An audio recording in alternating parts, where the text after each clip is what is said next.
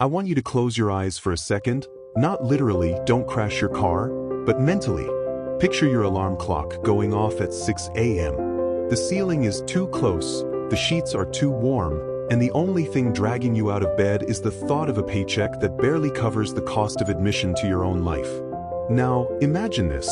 You're standing at your register, folding the same sweaters, or staring at the same spreadsheets, and a thought drops into your mind like a brick. I am done. It's not just fatigue, it's a terrifying clarity. It's the moment you realize you're not just at a dead-end job, you're at a dead-end chapter. And you ask yourself one terrifying, life-altering question. What happens when I finally walk away? That is the cliffhanger. That is the moment everything changes. But to understand that final, beautiful leap, we first have to honor the climb that led us to the edge. This message is for my grinders. This is for the 9 to 5 warriors who are pulling double duty, working on the weekends, especially for those of you on the front lines in the retail shops. I work there too, so I know the truth. Sometimes, honestly, we just wake up for the sake of waking up and going to work. That feeling of obligation, the constant drain. It's a marathon that feels like it's going nowhere. We try our best to have a good day. We tell ourselves, I know very well it won't go as planned, but therefore try to have a good day. But when you dedicate your best hours, your best years, and your peak energy to a job that has a ceiling you can already see, the desire for something more becomes a genuine ache. And that ache is exactly where your power lies. It's the proof that you are meant for more than the clock-in, clock-out rhythm. Here's the quick story. I'm sorry to divert you. I'm sorry to divert you away from this beautiful speech that I've prepared to you, but I need to share a quick story with you. In a couple of days, there was this lady that I work with, my colleague, right? She verbally harassed me, and then I filed a claim the same day after she did it, right? And then the following day, they called us to a meeting in the manager's office. I told her she played a case, I played mine, but in her own defense, she said, in my vocabulary, the word that I used to insult this gentleman referring to me is not an insulting word to her. So, as she said that in my mind, as an intelligent person, as someone who reasons, someone who knows that I've been violated here, assaulted, and then they're not taking the matter seriously. Clearly, she's not professional enough to apologize or see that she did anything wrong. Even if the manager offers her that to apologize to me, I wouldn't accept the apology, but I will take it. That's what I actually did. Then I left.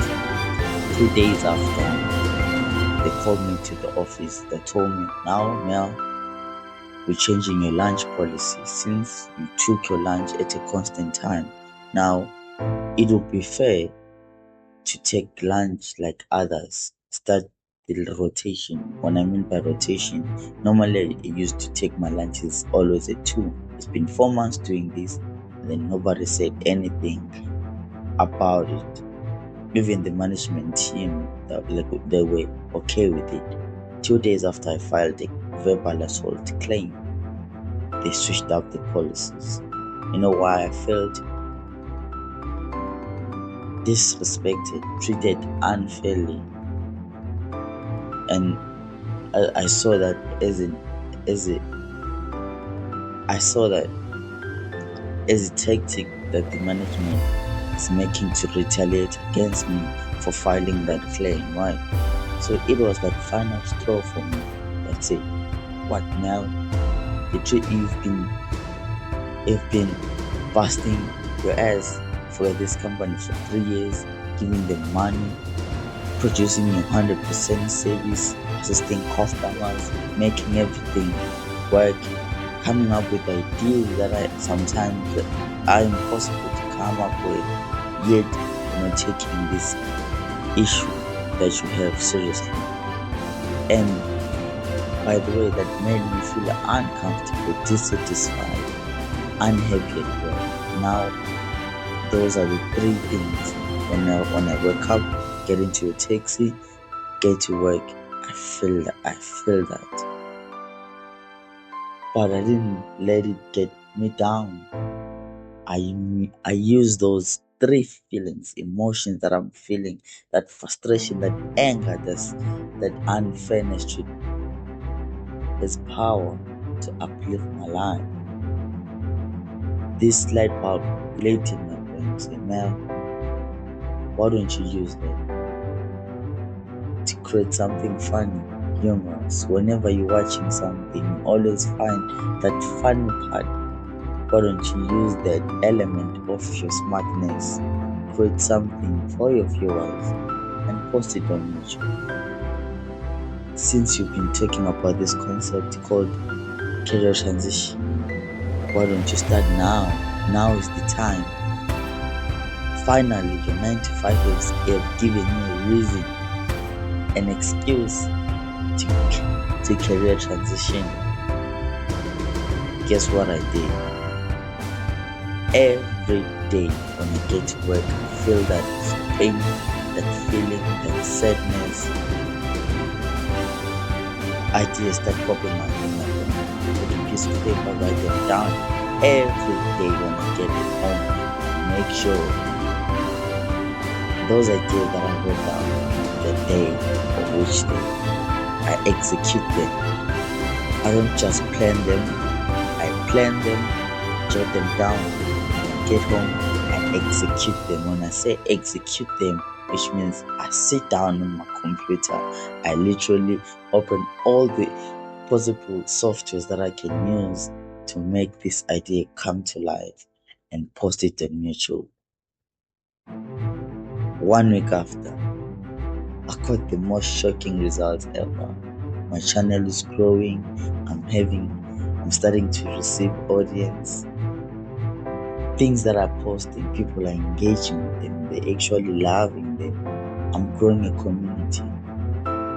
Which means if I keep this up for next coming 6 more months, using that angerness, that energy that the work is giving me, and the money that I'm earning to finance my career transition will actually work. So what I'm saying to you, ladies and gentlemen,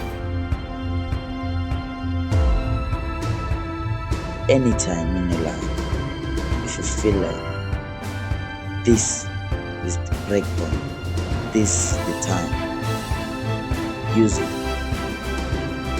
Don't let it slip, because it comes on and it won't tell you, it won't knock when it comes. It didn't. Once I felt what I felt, and I took a piece of paper, ideas start pouring in and saying it's time to execute that career transition thing that you're talking about. Now I'm putting it into action. I'm living it. It's live. I'm waiting for my seed to grow. I'm giving it 6 months. I'm financing everything that I need, the equipment and everything that I possibly need for my toolkit to dust up the skill that I have to turn anything into humor and give it to the people. That's what I love doing, right? My skill. I'm using it. So I'm career transitioning from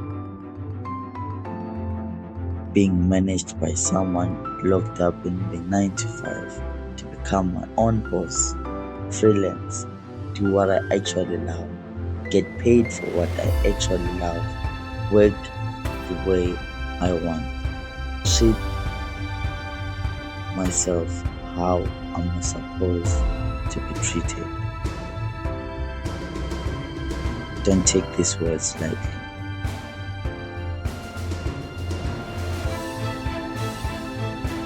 The system wants you to stay small, to be grateful for the stability. And that's why I need you to remember this. Don't let nobody tell you that you are not enough or otherwise. That voice telling you to stay put is a lie. It's time to take charge and control, To be the plot of your own story. Not the side character. Not the extra. You are the protagonist. But remember this crucial part. You are the one who is responsible. You own the risk, and you own the reward. The transition isn't just about changing jobs. It's about changing your mindset from an employee to an owner. So, let's go back to that terrifying question. What happens when you walk away? The suspense is over. The answer is, you become the person you were always supposed to be. The hardest part is accepting that you already have the work ethic. You are already a grinder. You prove that every weekend you show up. You've just been aiming your world-class work ethic at someone else's dream. Now you pivot. You aim that grinding energy, that discipline, that retail-honed people's skill directly at your own transition. Your career shift will be scary. It will be messy.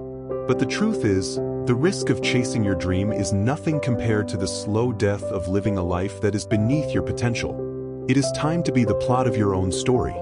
You are the protagonist. Now, I need you to do 3 things for me starting today because the only thing left to do is walk it, tell it, and live it to the fullest. Thank you. Until the next time we meet Chronicles.